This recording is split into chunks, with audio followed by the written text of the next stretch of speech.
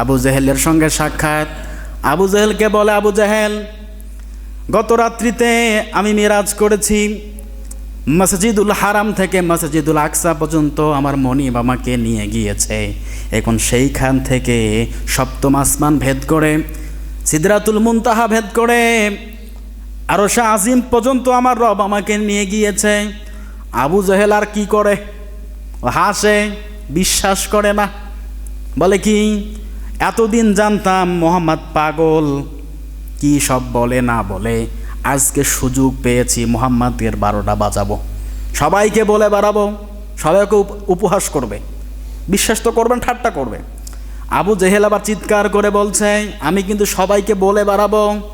আল্লাহ রসুল বলে, আবু জেহেল নির্দ্বিধায় বলে বেড়াও, গত রাত্রিতে আল্লাহ পাক রব্বুল আলামিন আমাকে আরশে আজিমে নিয়ে গিয়েছে, আমার মেরাজ হয়েছে, বলে বেড়াও, কোনো সমস্যা নেই।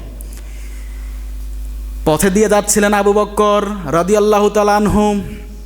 আবু বক্করকে ডাক দিয়ে বলে, আবু বক্কর, তোমার নবী মুহাম্মদ বলছে গত রাত্রিতে তার নাকি মিরাজ হয়েছে, আল্লাহ পাক রব্বুল আলামিন তাকে নাকি মসজিদুল হারাম থেকে মসজিদুল আকসায় নিয়ে গিয়েছে।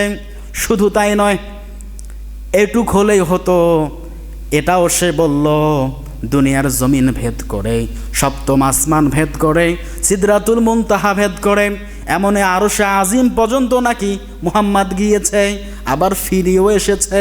তুমি কি বিশ্বাস করো? আবু বক্কর রাদিয়াল্লাহু তাআলা আনহু বলেন, আবু জেহেল, এই কথা তুমি কার মুখ থেকে শুনেছ বলো? আবু জেহেল বলে, তোমার নবীর মুখ থেকে আমি শুনেছি, স্বয়ং মুহাম্মদ এই কথাটা আমাকে বলেছে।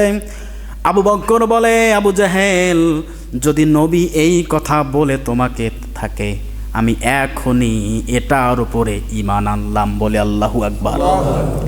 আবু বক্কর 1 সেকেন্ড, 1 মুহূর্তের জন্য দেরি করে নাই, স্বীকার করে নিয়েছে, আল্লাহ রসুল যদি বলেছে তাহলে অবশ্যই এটা সম্ভব, এবং এটাই হয়েছে। আবু বক্করের সঙ্গে সাক্ষাৎ। আল্লাহ রসুল বলে, আবু বক্কর, গত রাত্রিতে আমার মিরাজ হয়েছে, তুমি কি এটা বিশ্বাস করো না নাকি?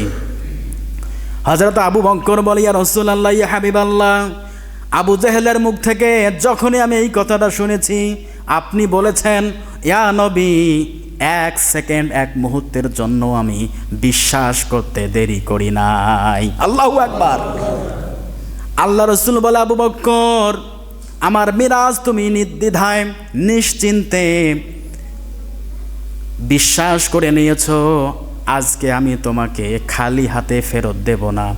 আজ থেকে তোমার নাম শুধু আবু বক্কর নয়, আজ থেকে তোমার নামের লকব আমি লাগিয়ে দিলাম, তোমার নাম হচ্ছে আজ থেকে আবু বক্কর সিদ্দিক।